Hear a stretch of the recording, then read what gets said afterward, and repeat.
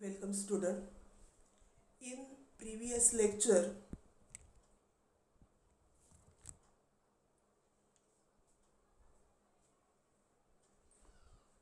we are seeing the properties of system, that is the extensive property and intensive property. Extensive property आपण definition बघितली. The property which depends on the amount of matter present in the system is called as a extensive property. Intensive property ची आपण definition बघितली. The property which is independent on the amount of substance in the system is called as a intensive property. त्याच्यामध्ये आपण त्याचे example बघितली. पुढे जाऊन आपण बघितलं की एक्सटेन्सिव्ह प्रॉपर्टी ॲडेसिव्ह प्रॉपर्टी आहे, इंटेन्सिव्ह प्रॉपर्टी नॉन ॲडेसिव्ह प्रॉपर्टी आहे. दोन एक्सटेन्सिव्ह प्रॉपर्टीचा रेशो ही इंटेन्सिव्ह प्रॉपर्टी येते. त्याच्यानंतर आपण स्टेट फंक्शन्स बघितलं. स्टेट फंक्शनची आपण डेफिनेशन बघितली. The property which depends on the state of system and it is independent of the path followed to attain it is called as a state function. म्हणजे जी property ही कशावरती अवलंबून असते, त्या सिस्टीमच्या स्टेटवरती अवलंबून असते, अशा प्रॉपर्टीला आपण काय म्हणत असतो, स्टेट फंक्शन प्रॉपर्टी म्हणतो. त्याच्यामध्ये प्रेशर येतं, मास येतं, व्हॉल्यूम येतं, टेम्परेचर येतं, ह्याच्या प्रॉपर्टी आहेत, ह्या स्टेट फंक्शन प्रॉपर्टीज आहेत. पुढे जाऊन आपण बघितलं path function. The property which depends on the path is called as a path function. जी प्रॉपर्टी पाथवरती अवलंबून असते अशा प्रॉपर्टीला आपण पाथ फंक्शन प्रॉपर्टी म्हणतो. आणि त्याच्यामध्ये वर्क, हीट ह्याच्या प्रॉपर्टी आहेत, ह्या कशा आहेत तर पाथ फंक्शन प्रॉपर्टी आहेत, त्या पाथवरती अवलंबून आहेत. त्याच्यानंतर पुढचा पॉईंट आपण बघितला, that is the thermodynamic equilibrium. आणि थर्मोडायनॅमिक इक्विलिब्रियममध्ये आपण बघितलं, त्याची डेफिनेशन बघितली. A system is said to be in the thermodynamic equilibrium when its state function do not vary with the time. म्हणजे त्याच्या स्टेट फंक्शन प्रॉपर्टी आहे, त्याच्या जर व्हॅल्यू टाईम बरोबर व्हेरीज होत नसतील, बदलत नसतील, तेव्हा आपण म्हणतो ती असणारी सिस्टीम ही कशामध्ये असते, थर्मोडायनॅमिक इक्विलिब्रियममध्ये असते. आणि मग आपण त्याच्यामध्ये बघितलं की इथं जे असणारे थर्मोडायनॅमिक इक्विलिब्रियममध्ये असणारी जी सिस्टीम आहे, एका थर्मोडायनॅमिक इक्विलिब्रियममधून सिस्टीम काय होते, दुसऱ्या थर्मोडायनॅमिक इक्विलिब्रियममध्ये जाऊ शकते. म्हणजे जर आपण त्याच्या कंडिशन बदलल्या, आपण गॅस इन द सिलेंडरचं एक्झाम्पल घेतलं, जेव्हा तुम्ही पिस्टन मुव्हेबल करताय, तेव्हा त्याच्या ज्या असणाऱ्या प्रॉपर्टीज आहेत त्या प्रॉपर्टी काय होतात, व्हेरीज होतात. प्रेशर बदलतं, टेम्परेचर बदलतं, व्हॉल्यूम जर बदलतं, तेव्हा काय होत असतं, जोपर्यंत पिस्टन तुमचा मुव्हेबल स्थितीत आहे तोपर्यंत ह्या प्रॉपर्टी काय होत जाणार आहे, चेंज होत जाणार आहे. आणि जेव्हा तुमचा पिस्टन रेस्ट पोझिशनला येतो तेव्हा काय होणार आहे, सिस्टीममध्ये परत इक्विलिब्रियमची स्टेट येते. म्हणजे सुरुवातीला असणारी जी सिस्टीम एका इक्विलिब्रियम स्टेटमध्ये होते ती दुसऱ्या इक्विलिब्रियमच्या स्टेटमध्ये येते. आणि हा जो कालावधी आहे त्या कालावधीलाच आपण काय म्हणत असतो, प्रोसेस असं म्हणतो. म्हणजे प्रोसेसची आपण डेफिनेशन काय देणार आहे, आज आपण प्रोसेस अँड इट्स टाईप बघतोय. आणि मग त्यामध्ये आपण बघतोय process is a transition of one equilibrium state to the another is called as a process. म्हणजे एका इक्विलिब्रियम स्टेटपासून दुसऱ्या इक्विलिब्रियम स्टेटमध्ये जात असताना जे सिस्टीममध्ये चेंजेस होतात ते चेंजेस म्हणजेच आपण काय म्हणत असतो, प्रोसेस असं म्हणतो. त्याच्या आधीच्या लेक्चरमध्ये आपण प्रिवियस लेक्चरमध्ये आपण प्रोसेसची सुद्धा डेफिनेशन बघितली होती. आणि ती प्रोसेसची डेफिनेशन आपण बघितली होती. The term process means the physical and chemical changes in the system, म्हणजे सिस्टीममध्ये होणारे फिजिकल आणि chemical changes on going from one state to another, म्हणजे एका स्टेटकडून दुसऱ्या स्टेटमध्ये जेव्हा सिस्टीम जात असताना त्याच्यामध्ये जे फिजिकल आणि केमिकल चेंजेस होत असतात त्यालाच आपण काय म्हणत असतो, प्रोसेस असं म्हणतो. आणि इथं जे आपण डेफिनेशन देणार आहे प्रोसेसची, ही प्रोसेसची डेफिनेशन आपण कशावरून दिलं आहे, थर्मोडायनॅमिक इक्विलिब्रियमवरून. म्हणजे transition of the one equilibrium state to another equilibrium state is called as a process. म्हणजे एका इक्विलिब्रियम स्टेटमधून तुमची सिस्टीम दुसऱ्या इक्विलिब्रियम स्टेटला जाते, त्याचा जो दोन्हीमधले जो ट्रान्सफर होत असतो तो मधला जो भाग आहे सिस्टीमचा त्यालाच आपण काय म्हणतो, प्रोसेस असं म्हणतो. आता हे जे प्रोसेस आहे त्या प्रोसेसचे परत काय पडतात, डिफरंट टाईप पडतात. तेव्हा there are the 5 types of process. Isothermal process, isobaric process, isochoric process, adiabatic process and reversible process. आता त्याच्यामधला आपण काय बघणार आहे, पहिला जो भाग आहे तो पहिला भाग आपण बघणार आहे, that is the isothermal process. Isothermal प्रोसेसची डेफिनेशन, आयसो म्हणजे सेम आणि थर्मल म्हणजे टेम्परेचर, आणि त्याच्यानुसार आपण त्याची डेफिनेशन देतो. It is a process in which the temperature of the system remain constant through out the transformation.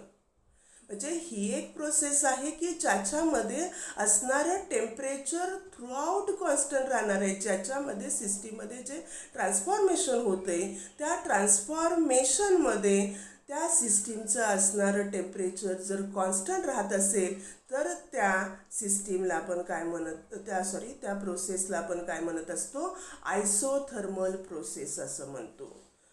It is a process in which the temperature of the system remain constant throughout the transformation. आता इथं काय केलं जातं आपल्याला माहित आहे, heat काय केली जाते, सराउंडिंगकडून सिस्टीमला ट्रान्सफर केली जाते आणि सिस्टीमकडून सराउंडिंगमध्ये काय केलं जातं, ट्रान्सफर होत असते. म्हणजे हा हीटचा जो फ्लो आहे, हा हीटचा जरी फ्लो होत असेल तरी सुद्धा त्या सिस्टीममध्ये असणारं जे टेम्परेचर आहे ते टेम्परेचर काय केलं जातं, कॉन्स्टंट ठेवलं जातं. आता आपल्याकडे 2 टाईपच्या प्रोसेसेस आहेत, तुम्हाला माहीत आहे, एक एक्झोथर्मिक प्रोसेस आणि एंडोथर्मिक प्रोसेस. एक्झोथर्मिक प्रोसेसचे आपण डेफिनेशन देतो, the process in which heat is evolve is called as a exothermic process. आणि एंडोथर्मिक प्रोसेसचे आपण डेफिनेशन देतो, the process in which the heat is absorb is called as a endothermic process. आता ह्या ज्या 2 processes आहेत त्याच्यामध्ये जर तुम्ही बघितलं की आयसोथर्मल प्रोसेस आहे आणि त्याच्यामध्ये जर तुमची एक्झोथर्मिक प्रोसेस घडून आली तर सिस्टीमचे असणारं टेम्परेचर काय होईल, इन्क्रीज होईल. परंतु इथं जर आपण आयसोथर्मल प्रोसेस म्हणलं तर तिथं असणारं टेम्परेचर काय राहतं, कॉन्स्टंट राहतं. आणि त्यामुळे सिस्टीम काय करते, जे इन्क्रीज झालेलं टेम्परेचर आहे म्हणजे जी हीट आहे ती हीट काय टाकते, सराउंडिंगला टाकते आणि जेणेकरून जे टेम्परेचर आहे सिस्टीमचं ते टेम्परेचर सिस्टीमचं काय केलं जातं, कॉन्स्टंट राखलं जातं. अशी जी प्रोसेस त्याला आपण काय म्हणतो, आयसोथर्मल प्रोसेस. आता जर तुम्ही बघितलं तुमची प्रोसेस जर एंडोथर्मिक असेल, एंडोथर्मिक प्रोसेस असेल त्याला काय म्हणतो आपण, the process in which heat is absorb. जर तुमच्या सिस्टीममध्ये जर असणारी प्रोसेस ही एंडोथर्मिक असेल तर सिस्टीममध्ये असणारी जी हीट आहे ती हीट काय केली जाईल, ॲब्सॉर्ब केली जाईल. आणि मग हीट ॲब्सॉर्ब केल्यामुळं तुमची जी असणारी सिस्टीम आहे ती सिस्टीम काय करणार आहे, it absorb the heat from the surrounding. ती सराउंडिंगकडून हीट काय करते, ॲब्सॉर्ब करते. आणि त्यामुळं जी सिस्टीम आहे, जी तुमची प्रोसेस आहे त्या प्रोसेसचं टेम्परेचर काय केलं जातं, कॉन्स्टंट राखलं जातं. अशी जी प्रोसेस आहे त्याला आपण काय म्हणत असतो, आयसोथर्मल प्रोसेस असं म्हणतो. आता आयसोथर्मल प्रोसेसमध्ये टेम्परेचर कॉन्स्टंट राहतं, म्हणजे जे तुमचं इनिशियल टेम्परेचर T1 असेल इज इक्वल टू काय असणार आहे, T2 असणार आहे. आणि त्यामुळं that is the difference in this two temperature that is delta T is equal to आपण काय म्हणतो, T2 minus T1 is equal to काय येणार आहे, 0 असणार आहे. कारण तुमचे असणारे दोन्ही टेम्परेचर हे कसे असणार आहेत, सेम असणार आहेत. त्यामुळे delta T is equal to 0 इथं येत असतो. आता आपण बघितलं की त्याच्यामध्ये असणारी त्या सिस्टीमची असणारी इंटरनल एनर्जी आहे, ही इंटरनल एनर्जी टेम्परेचरवरती अवलंबून असते. आणि जर इथं टेम्परेचर तुमचं कॉन्स्टंट असेल तर तुमची असणारी इंटरनल एनर्जीची व्हॅल्यू ही काय होणार आहे, कॉन्स्टंट राहणार आहे. आणि त्यामुळं इथं change in internal energy delta U is equal to 0 असतो. म्हणजे तुम्हाला ह्या आयसोथर्मल प्रोसेससाठी दोन गोष्टी लक्षात ठेवाव्या लागतात. टेम्परेचर तिथं कॉन्स्टंट राहणार आहे आणि त्यामुळं delta T is equal to 0 असणार आहे. आणि दुसरं तुम्हाला लक्षात ठेवायचं आहे ते म्हणजे change in internal energy delta U is equal to 0. पुढं आपल्याला आपण जेव्हा फर्स्ट लॉ ऑफ थर्मोडायनॅमिकचे ॲप्लिकेशन बघणार आहे तिथं आपल्याला याचा विचार करायचा आहे. आणि त्यामुळं तुम्ही ही महत्त्वाची गोष्ट लक्षात ठेवायची आहे की the delta U is equal to काय येतं, 0 येतं. आता त्यानंतर आपण दुसरी प्रोसेस बघतोय. दुसरी प्रोसेस आपली आहे आयसोबॅरिक प्रोसेस. आयसो म्हणजे सेम, बार म्हणजे काय असणार आहे, प्रेशर. आणि मग आपण त्याचे डेफिनेशन देतो. It is a process in which the pressure remains constant during the transformation. म्हणजे जेव्हा त्या सिस्टीममध्ये चेंजेस होत आहेत तेव्हा जर त्या सिस्टीममधलं असणारं प्रेशर हे कसं कॉन्स्टंट असेल तर त्या प्रोसेसला तुम्ही काय म्हणणार आहे, आयसोबॅरिक प्रोसेस असं म्हणणार आहे. आता प्रेशर काय असणार आहे, initial pressure is equal to काय असणार आहे तुमचं, फायनल प्रेशर. म्हणजे इथं delta P is equal to काय येतं, 0 येतं.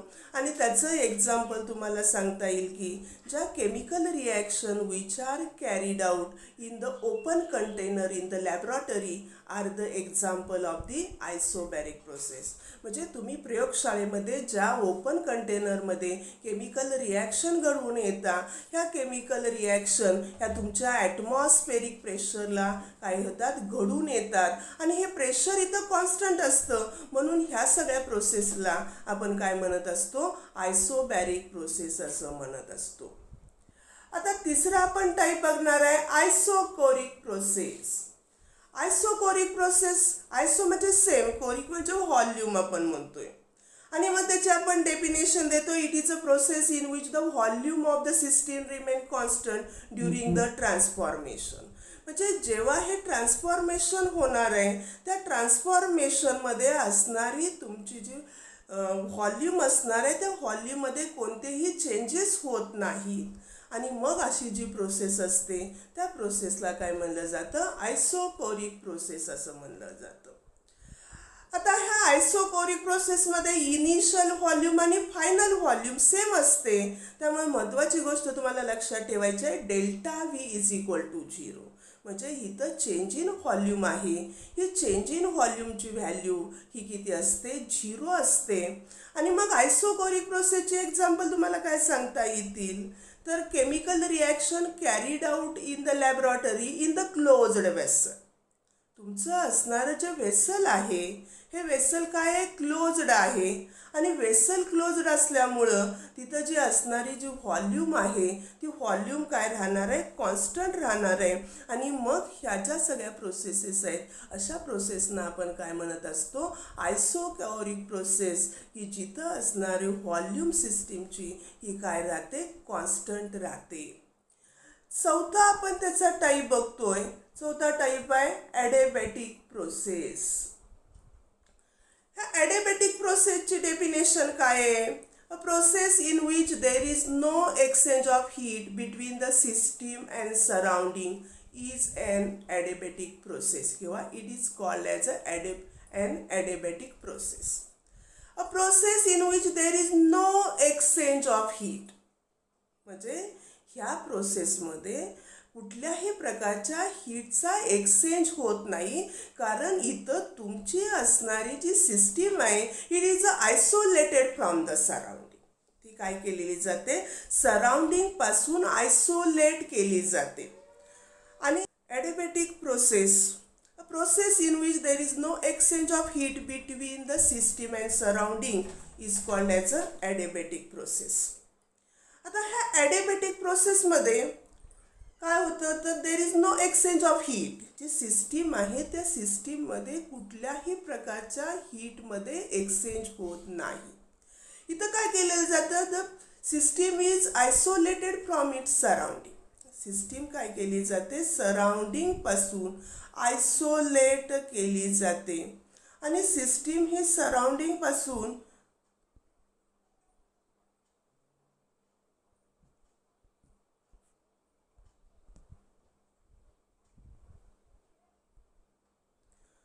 आयसोलेट केल्यामुळं तिथं जे असणारं टेम्परेचर आहे ते टेम्परेचर काय होणार आहे, इन्क्रीज होणार आहे किंवा डिक्रीज होणार आहे. आता तुमचे जे असणारी सिस्टीम हे काय केली, आयसोलेट केली सराउंडिंगपासून. आणि तिथं घडून येणारी जर प्रोसेस एक्झोथर्मिक असेल तर एक्झोथर्मिक प्रोसेसमध्ये हीट काय केली जाणार आहे, इव्हॉल्व केली जाणार आहे. आणि इथं हीट इव्हॉल्व केल्यामुळं जे असणारं सिस्टीम आहे त्या सिस्टीमचं जे टेम्परेचर आहे ते सिस्टीमचं टेम्परेचर इन्क्रीज होणार आहे. आता जर तुमची प्रोसेस ही काय असेल, एंडोथर्मिक असेल तर काय होतं, तिथं असणारं जी हीट आहे ती एंडोथर्मिक प्रोसेसमध्ये ॲब्सॉर्ब केली जाते. आणि ॲब्सॉर्ब केल्यामुळं सिस्टीमचं जे असणारं टेम्परेचर आहे ते टेम्परेचर काय होणार आहे, डिक्रीज होणार आहे. म्हणजे इथं जे ॲडिबॅटिक प्रोसेस आहे इथं कुठल्याही प्रकारचा हीटचा एक्सचेंज होत नाही. आणि इथं टेम्परेचर काय केलं जातं, इन्क्रीज केलं जातं, त्याचबरोबर डिक्रीज केलं जातं. आणि मग इथं टेम्परेचर इन्क्रीज आणि डिक्रीज होतं म्हणजे त्याच्यावरती काय अवलंबून असतं, आपण बघितलं इंटरनल एनर्जी त्याच्यावरती अवलंबून असते. आणि त्यामुळं ॲडिबॅटिक प्रोसेसमध्ये there is a change in the internal energy. जर तुमचं टेम्परेचर काय झालं, इन्क्रीज झालं तर सिस्टीमची असणारी जी इंटरनल एनर्जी आहे ती इंटरनल एनर्जी काय होणार आहे, इन्क्रीज होणार आहे. आणि जर टेम्परेचर डिक्रीज झालं तर ते असणारी इंटरनल एनर्जी सिस्टीमची काय होते, डिक्रीज होते. म्हणजे आपण बघतो की ॲडिबॅटिक प्रोसेसमध्ये there is a no exchange of heat. हीटचा काय होत नाही, एक्सचेंज होत नाही. आणि त्यामुळं ॲडिबॅटिक प्रोसेसमध्ये काय होतं, टेम्परेचर एकतर इन्क्रीज होतं किंवा डिक्रीज होतं. त्याचबरोबर इंटरनल एनर्जीसुद्धा इथं काय होत असते, इन्क्रीज होत असते आणि डिक्रीज होत असते. आता आपण हीटसाठी क्यू हे नोटेशन वापरतो. हीटसाठी आपण कुठलं नोटेशन वापरते, क्यू हे नोटेशन वापरतो.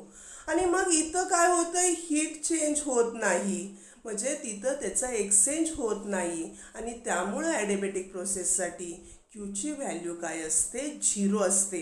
ॲडिबॅटिक प्रोसेसमध्ये तुम्ही महत्त्वाची गोष्ट लक्षात ठेवायची आहे, क्यू इज इक्वल टू 0.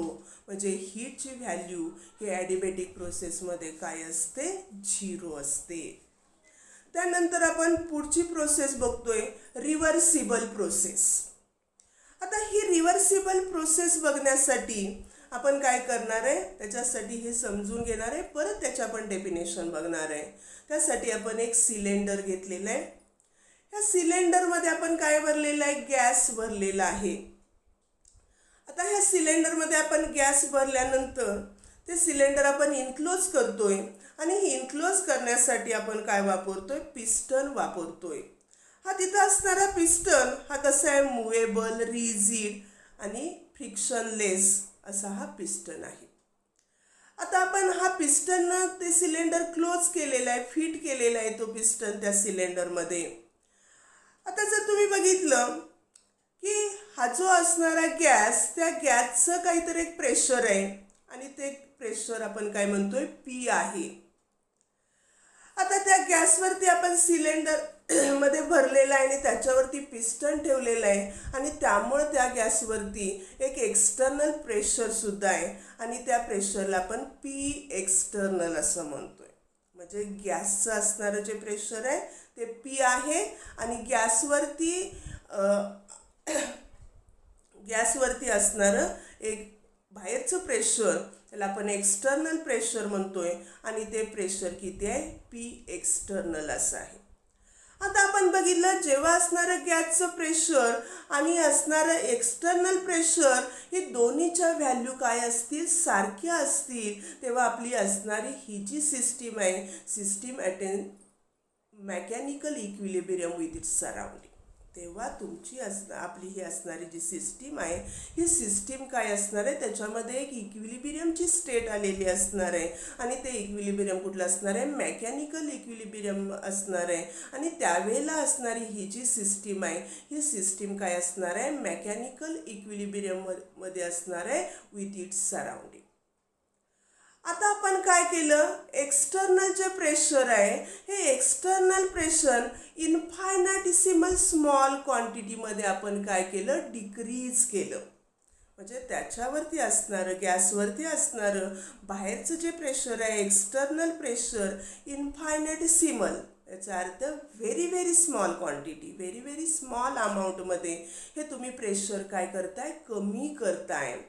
आता जेव्हा हे प्रेशर तुम्ही कमी करताय तेव्हा काय होणार आहे तुमचे असणारी सिस्टीम म्हणजे हे जे असणारा गॅस आहे तो गॅस काय होणार आहे एक्सपांड होणार आहे आणि मग हा गॅस काय होणार आहे एक्सपांड होणार आहे म्हणजे तो पिस्टन काय होणार आहे स्लोली मूव्ह होणार आहे आणि मग इथं आपण काय होणार आहे ही प्रक्रिया झाल्यानंतर परत सिस्टीम काय होते मेकॅनिकल इक्विलिब्रियममध्ये येते.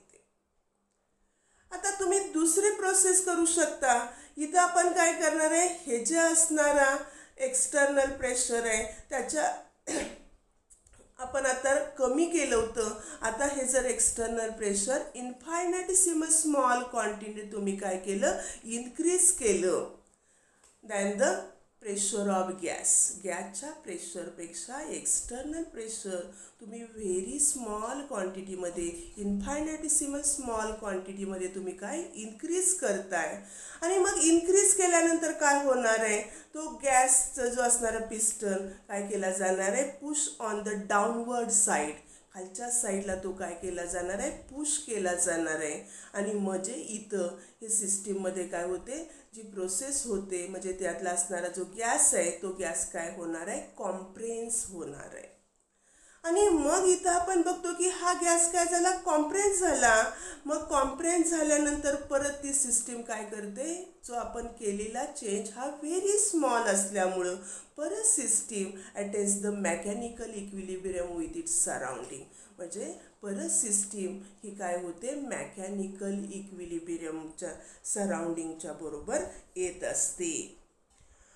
आता आपण बघितलं की हे जे आपण चेंजेस करतो हे चेंजेस काय आहेत स्मॉल आहेत आणि आपण रिव्हर्सिबल साईडनं करतोय आणि असे जे आपण रिव्हर्सिबल चेंजेस करतो आणि त्यावेळेला जे असणारे प्रोसेस आहे अशा प्रोसेसला आपण काय म्हणतो रिव्हर्सिबल प्रोसेस.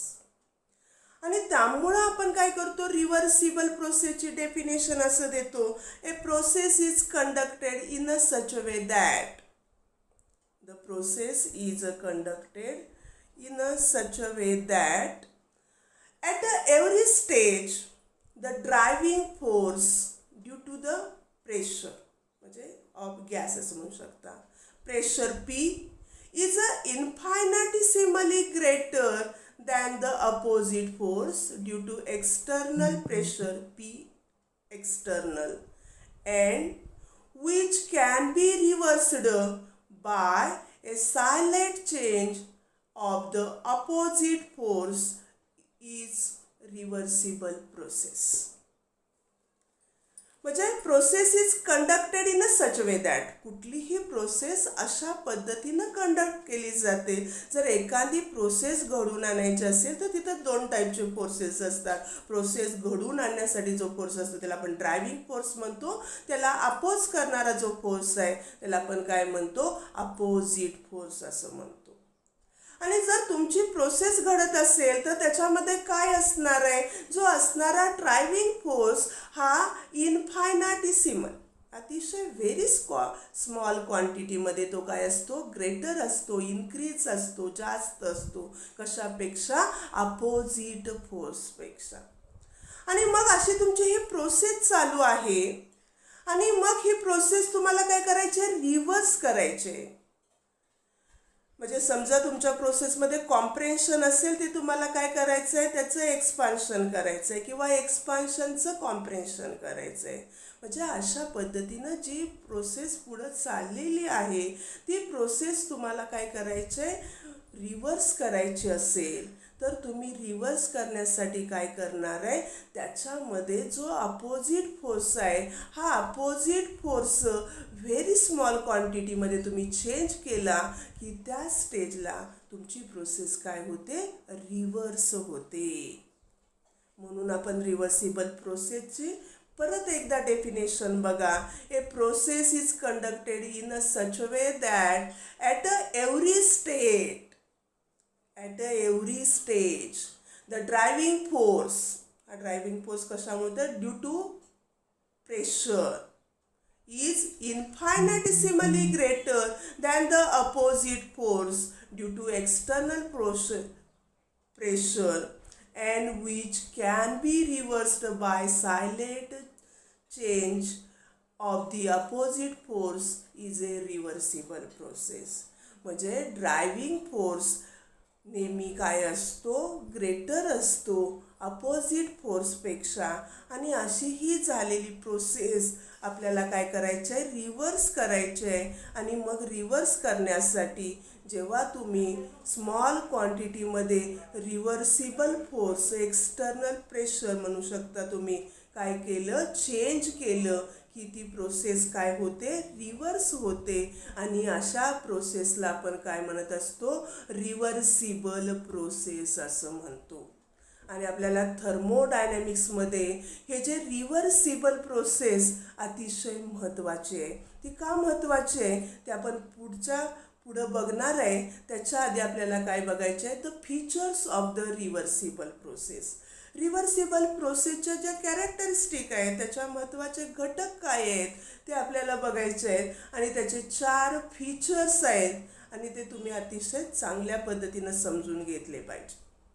पहिला फीचर आहे, the driving and opposite forces differ by and infinitesimal amount.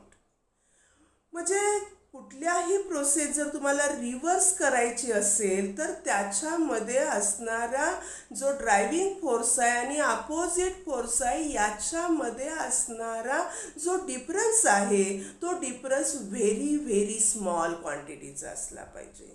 तरच तुमची प्रोसेस तुम्हाला रिव्हर्सिबल करता येते. अन्यथा तुमची प्रोसेस तुम्हाला रिव्हर्सिबल करता येत नाही.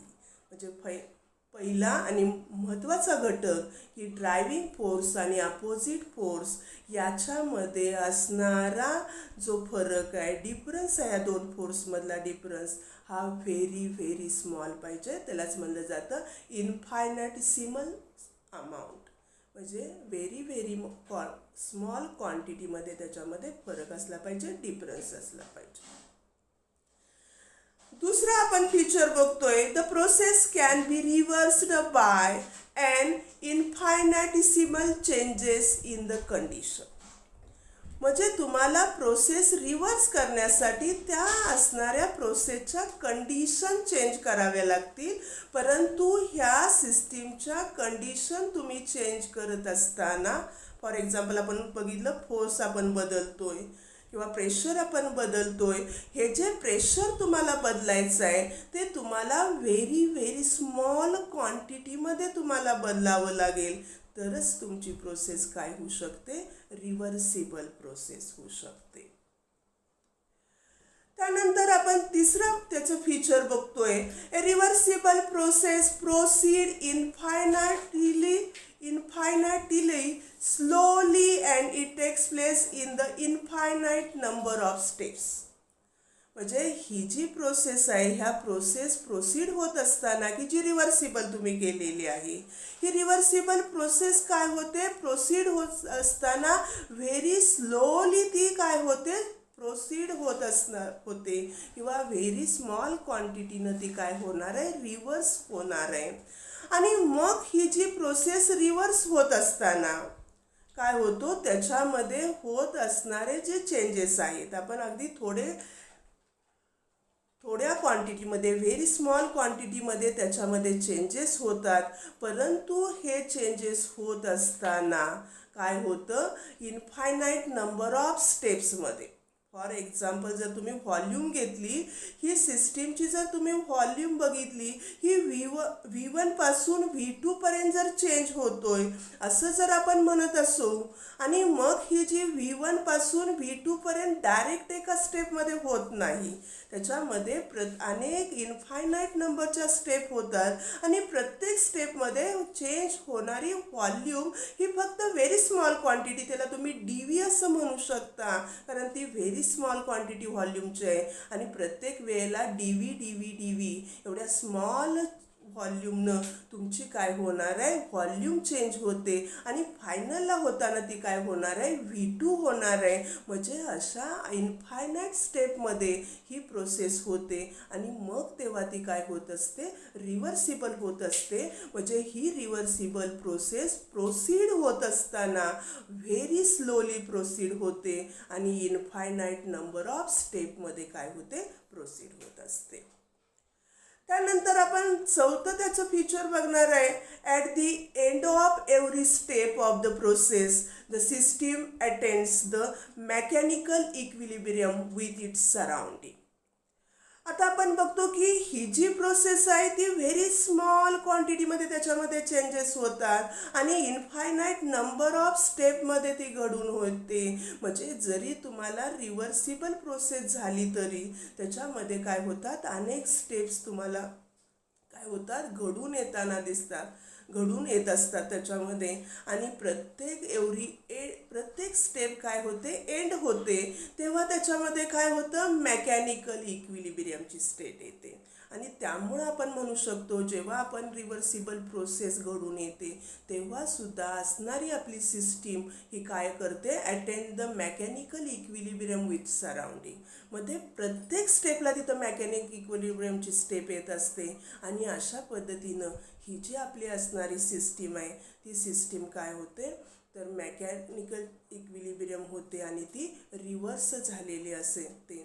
अशा पद्धतीनं ही आपल्याला काय होते, रिव्हर्सिबल प्रोसेस घडून येते, की ज्याची आपण डेफिनेशन अशी बघतोय, a process conducted in a such a way that at a every state the driving force that is due to pressure is infinitesimally greater than the opposite force due to the external pressure.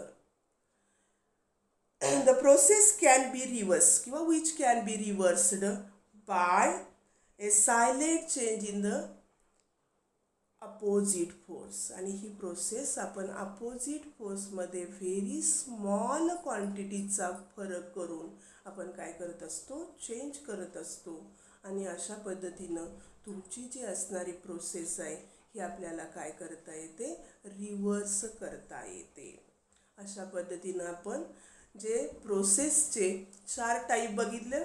पहिला type बघितला isothermal process, temperature remain constant, delta T is equal to 0 and delta U is equal to 0.